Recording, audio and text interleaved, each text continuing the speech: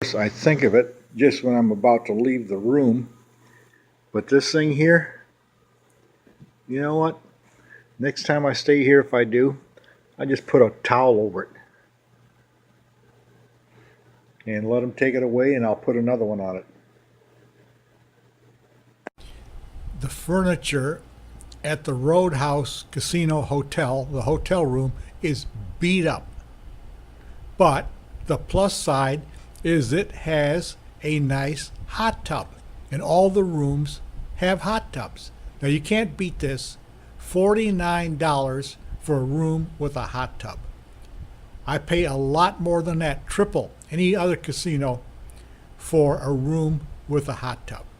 So I think if I go back to Tunica, I will put up with the beat up furniture. In fact, I saw online someone commented that in 2016 the Roadhouse closed. Well, I thought maybe it was closed now. No, it was 2016.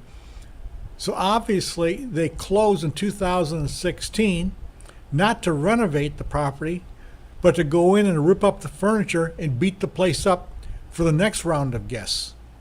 But anyways, as bad as it is, but the room was clean and it was large, I will stay again because of the hot tub and just put a towel over the ripped furniture.